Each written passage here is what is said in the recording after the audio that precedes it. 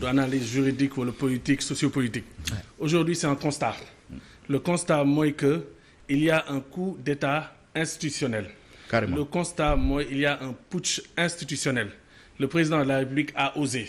Il a osé tey hypothéquer l'avenir du Sénégal et de la jeunesse sénégalaise.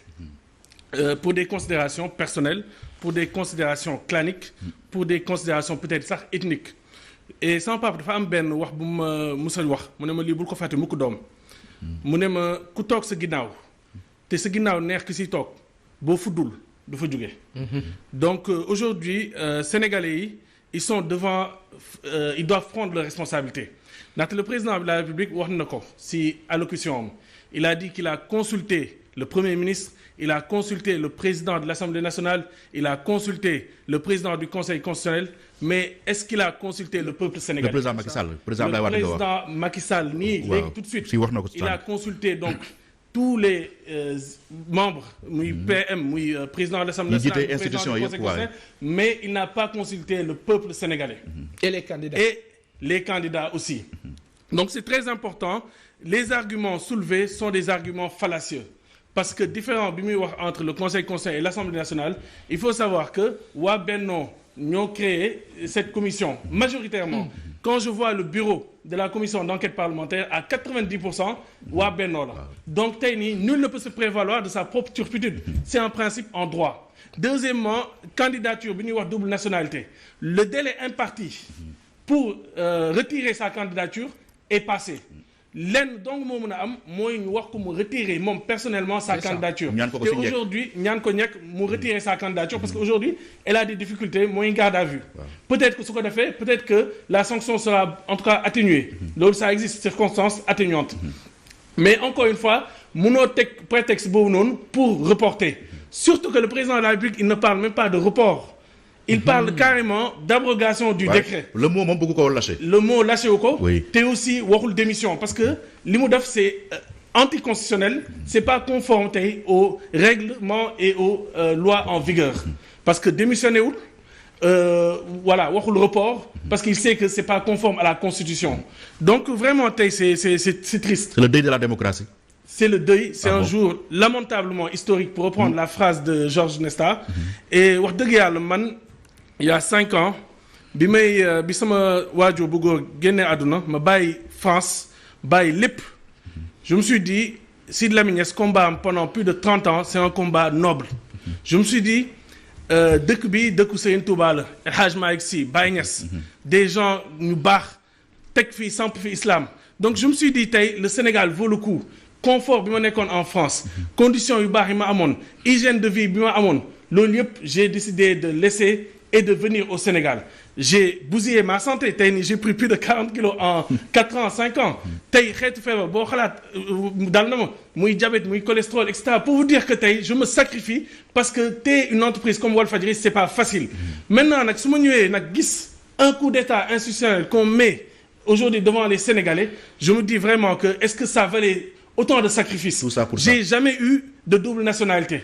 Aujourd'hui, je me dis, est-ce que parce que j'ai fait presque 20 ans en France, mënoon naa am facilement la nationalité française. Moo tax man tey nii je veux prendre une décision parce que bëgguma ëllëg sama doom ne ma vous avez pris vous avez assisté à un coup d'état institutionnel qu'avez-vous fait loo def pap man tey nii je li ma gëmoon ci Sénégal. tey nii j'étais fier d'être sénégalais musuma génn depuis 5 ans musuma génn Sénégal plus de 1 semaine wala 10 jours maintenant nag devant cet état de fait j'ai décidé de renoncer à ma nationalité sénégalaise. Ah bon? J'ai décidé tey dès lundi je vais écrire au procureur de la République pour demander que le statut d'apatride parce que je me reconnais plus à cette communauté sama carte d'identité moo ngi nii j'ai décidé de le couper je ne me reconnais plus dans ce pays. pour yow loolu coupé naa man je décide. Loolu solution la. Waaw. Renoncer à votre nationalité. J'ai décidé de renoncer à ma nationalité. J'ai déchiré ma carte d'identité parce que je ne me reconnais pas dans ça. Gëm naa ne que Sénégalais yi encore une fois doo leen wax génn leen doo leen wax dara parce que sama papa li mu gëm mooy aaya Alxuraan boobu noonu faqaatil fi sabilillahi la tukallafu illa nafsak mooy engage-toi seul. Donc l'engagement du musulman l'engagement d'un citoyen c'est un engagement personnel. Maintenant nag wa xaaridil mu'minin mooy inciter les gens à le faire. man li ma mun mooy je m'engage man personnellement à renoncer à cette nationalité. Je n'ai pas de double nationalité, donc je vais demander le statut d'apatride. Deuxièmement, moi, bien sûr, en étant un apatride, Walfadjri, je ne pourrais pas le diriger, donc on va mettre en vente Walfadjri.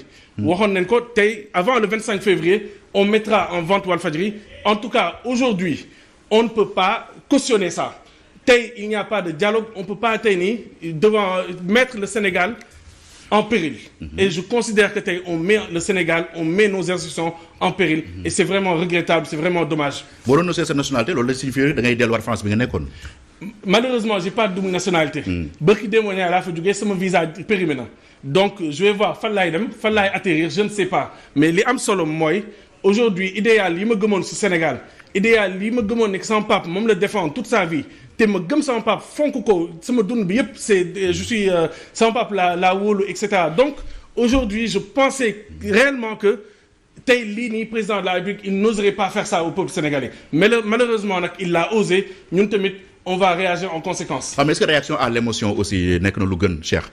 Est-ce que Bahol Won gagner du recul d'abord, gagner mûrir décision yi nga bëgg jël? Wow, actuellement, on n'est pas dans le, encore une fois, comme nous le voyons sans analyse amatul, parce que ici il n'y a pas, le droit n'a pas été dit.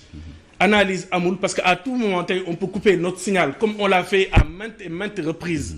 À tout moment, on peut couper les réseaux sociaux, comme on l'a fait à maintes et maintes reprises.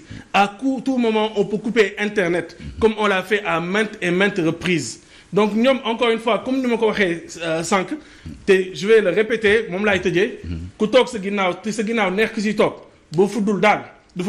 donc, il est... Sénégalais, nous avons cette responsabilité. Mandat de sa responsabilité. Donc, je ne peux pas parler au nom des Sénégalais. Je n'ai ma responsabilité en tant que PDG, en tant que citoyen. Parce que ce n'est pas le PDG, ce n'est pas l'avocat qui parle. C'est le simple citoyen, aujourd'hui, qui prend une décision, qui l'engage personnellement. J'ai décidé de renoncer à ma nationalité. Et dès lundi, le procureur de la République du Nord cette lettre de renonciation. Vous avez commencé à faire sa carte d'identité? Wow. Pas ça? Nous réagir Wow. À un moment donné, j'ai eu envie de me lever et de chipper la carte d'identité pour bañ mu àgg si. Mais diggante seconde bi may xalaat loolu Cheikh kilifa bi diggante seconde bi ma xalaat loolu ak bi mi acte bi di dem dafa xaw a gaaw. Et comme on est un peu distant. Mais c'est un acte, c'est un message, c'est un signe, c'est un signal. C'est juste ça. Sénégal nag aujourd'hui toll nañ foo xam ni APR Benno Bokk Yaakaar li ma doon wax sànq. Le président Macky Sall ak ñi ñu àndal ñoom seen groupe seen clan lu ñu bëgg a def ko loolu daf ma see neex. Sénégalais yi nag bu fekkee bëgg nañu de ñoom it lu ñu bëgg Sénégalais lu ñu bëgg. mais ñoom itam nañ ko def moom def na li mu bëgg a def Sénégalais yi nañ def li ñu bëgg a def on ne peut pas aujourd'hui bu ñu waxalee yàlla rek. waaw après di nga dem nga def mot de la fin avant nga dem.